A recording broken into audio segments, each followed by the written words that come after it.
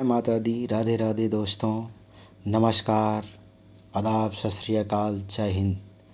मैंने आपको पहले एपिसोड में या इससे पहले आपको एपिसोड में मैंने कुछ विटामिन्स के बारे में बताया था जो हमारे शरीर के लिए कितनी उपयुक्त होती है। तो हमने आपको ये भी बताया था एनर्जी व स्टेमिना, एंटी एजिंग, इम्यूनिटी, स्वस्थ आँखें, स्वस्थ दिल, क्या कहते हैं, जोड़ों, हड्डियों, मांसपेशियों व दांत, स्वस्थ रक्त, दिमागी सेहत इत्यादि। और इसके लिए क्या विटामिन्स का यूज होती है, क्या चाहिए होता है इस सब को स्वस्थ के लिए, तो उसके बारे में मैंने आपको बताया था। अब मैं आपको जो बताऊंगा उसको डिटेल में बताऊंगा। जो ये विटामिन्स पाए जाते हैं किस फल फूल में, किस साग सब्जियां में और किस अनाज में पाए जाते हैं, इसके बारे में आज मैं आपको डिटेल से मैं आपको बताने वाला हूँ। तब तक के लिए आप प्रेम से मेरे साथ बने रहिए। धन्यवाद। मैंने बताया था एनर्जी व स्टेमिना के लिए, तो एनर्जी और स्टेमिना के लिए vitamin B1, B12, B3, B5 और विटामिन C एनर्जी व स्टेमिना को बढ़ाने में सहायक होता। तो आइए हम जानते हैं विटामिन B1 पाई जाती है। तो विटामिन B1 का अच्छे स्रोत है सूखा खमीर, साबुत अनाज, मांस, मेवे, फलियां और आलू।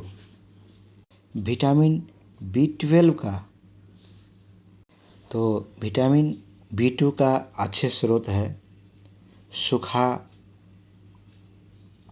अनाज, दालें, बादाम, सेम, साबुत अनाज, सूखे मटर, दूध, दही, पनीर, मछली, अंडा इत्यादि। अब हम बात करते हैं B3 कहाँ पाए जाते हैं। शरीर में कार्ब्स, प्रोटीन और फैट को सही तरीक़ा से अवशोषित करने में भी विटामिन B3 को मदद चाहिए होता है। B3 को निकोटिनिक एसिड भी कहते हैं। पाचन तंत्र और नर्वस सिस्टम के लिए भी ये ज़रूरत विटामिन होती है। स्रोत इनका यह है कि विटामिन B3 का आप गेहूँ, मशरूम, मटर, सूरजमुखी के बीज, एवोकाडो, अंडे, मछली और मांस से प्राप्त कर सकते हैं।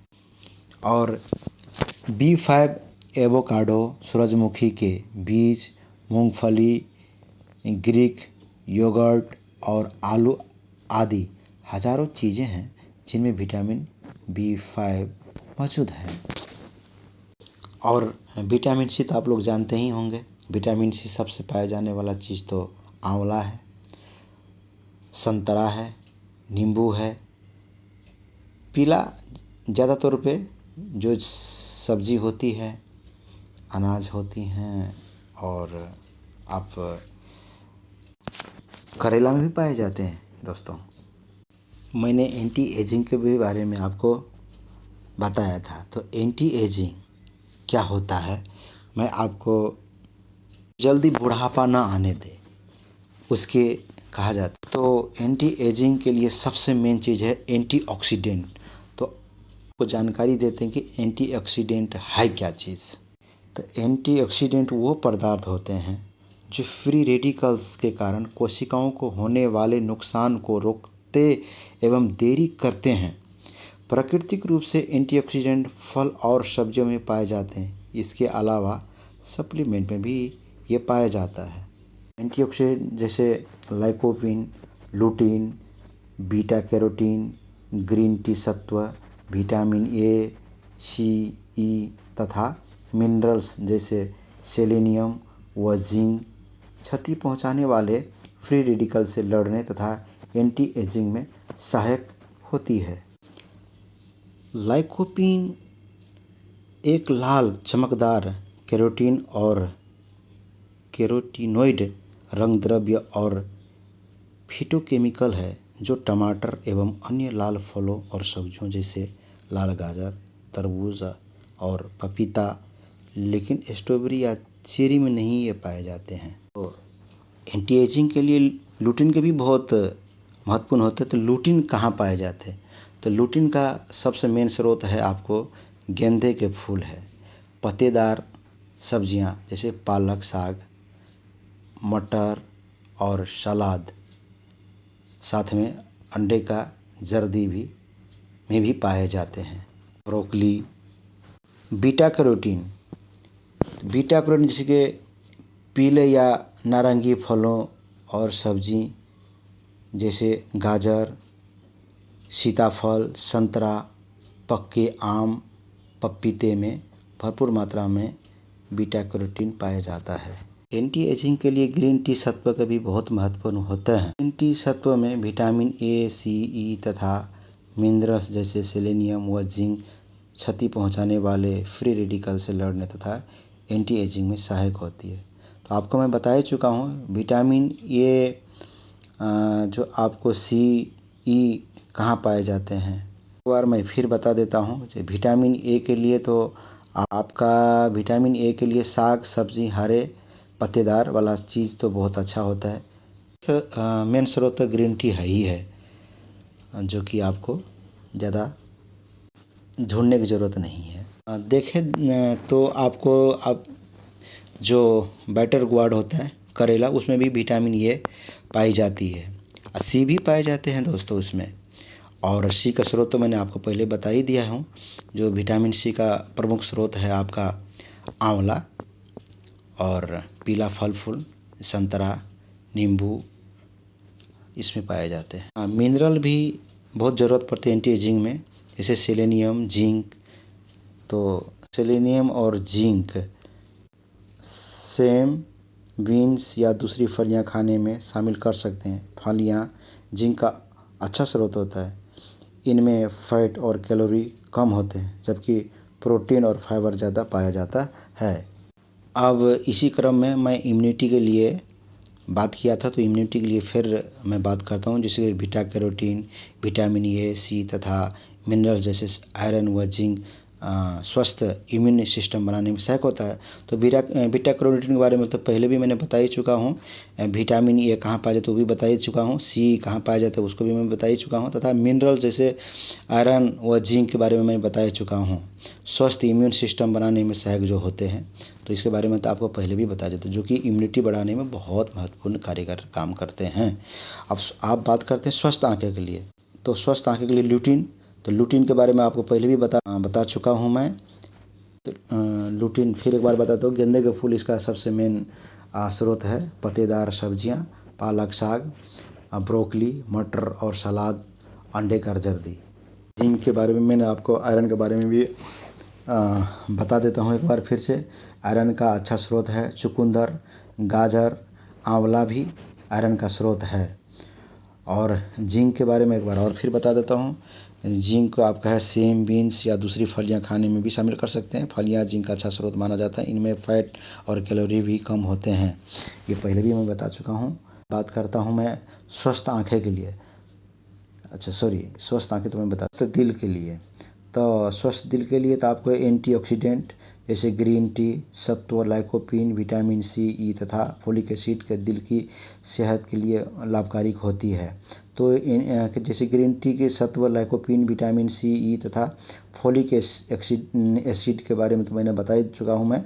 और बात करते हैं आपका जोड़ों, हड्डियों, मांसपेशियों व दांत के लिए, तो विटामिन सी, डी तथा मिनरल जैसे calcium, magnesium, phosphorus, manganese, copper, silicon व वेनेडियम जोड़ों, हड्डियों, मांसपेशियों और दांतों को स्वस्थ रखने में सहायक होती है।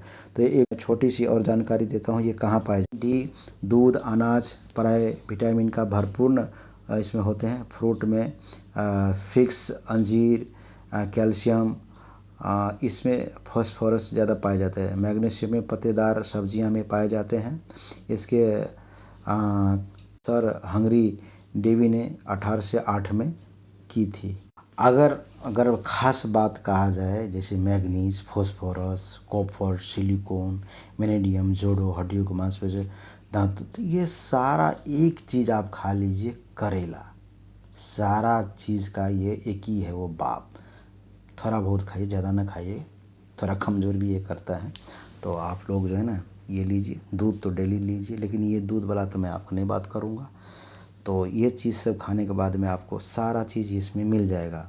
एक ही एक आपको सारा चीज़ का जो है ना मेन भंडार है आपका। एक करेला खा लीजिए, हड्डियों के लिए, दांतों के लिए मस्ट इम्पोर्टेंट है, जो कि आप लोग जानते भी होंगे। मैं आपको फिर एक बार बता दिया हूँ। स्वस्थ रगत के लिए बात करते हैं तो स्वस्थ रगत के लिए जो आयरन, विटामिन B12 और फोलिक एसिड हेमोग्लोबिन और रक्त को स्वस्थ रखने में सहायक करता है। तो आयरन का मेन स्रोत आप जान ही गए होंगे।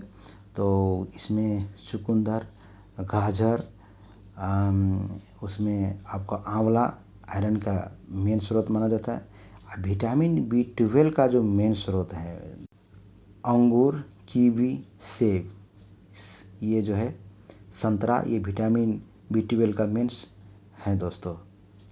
अब बात करते हैं दिमागी सेहत। तो ग्रीन टी सत्व दिमाग को कार्यशील रखने में सहायक। आयोडीन व विटामिन B1, B8, B12 इन न्यूट्रिएंट की कमी को पूरा कर नर्वस सिस्टम को स्वस्थ रखने में सहायक होती है। तो ग्रीन टी के बारे में तो आपको पहले भी मैं बता ही चुका हूँ। B12 का ये बारे में आपको बता ही चुका हूँ। विटामिन B1 कहाँ मिलता है ये बता ही चुका हूँ। हाँ, तो B8 के बारे में स्ट्रॉबेरी में ये सबसे बढ़िया पाए जाते हैं, स्ट्रॉबेरी में। तो आपको मैंने एक चीज़ और बता ही देता हूँ कि विटामिन ई से भरपूर होते हैं बीज, जैसे कि आपका कद्दू के बीज, सूरजमुखी के बीज, इसमें विटामिन भरपूर मात्रा में पाए जाते हैं। तो आज आपने जान लिए कि कौन चीज़ खाने से क्या चीज़ में फ़ायदा होता है, कौन विटामिन किस अनाज में, सब्जियां में, फल में पाए जाते हैं, आपने जान लिए।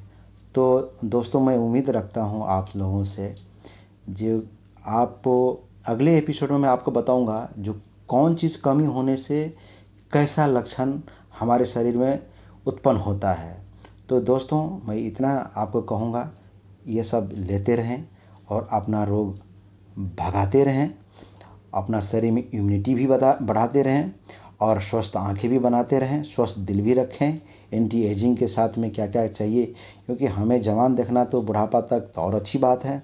तो कौन चीज़ में क्या चीज़ पाए जाते हैं, जिससे क्या हमें आवश्यकता पड़ा, आपको अपना इच्छानुसार क्या चीज़ की ज़रूरत पड़ रहा है और हमें क्या चीज़ लेना चाहिए। आप लोग ने भली भांति मैंने शक भर कोशिश किया हूँ जो आप लोगों को विस्तृत रूप में देने के लिए। आप एक करके अगर करूँगा तो दोस्तों मेरे विचार से आप इस वीडियो को लाइक, शेयर, कमेंट करिए और जिससे प्रेरणा भी मिले। हम आपका और कुछ लाने के लिए कोशिश करूँगा और अच्छा से वीडियो बनाने की कोशिश करूँगा। दोस्तों अगर स्पीकिंग में या भाषा में कोई गलती हो तो मुझे क्षमा करिएगा, क्योंकि मैं भाषा बोलने में पारंगत नहीं हूँ। मैं जैसा हूँ आप लोग को समझाने की कोशिश की हूँ, आप लोग हमसे ज़्यादा समझ गए होंगे। दोस्तों थैंक यू, धन्यवाद। मिलेंगे फिर अगले एपिसोड में।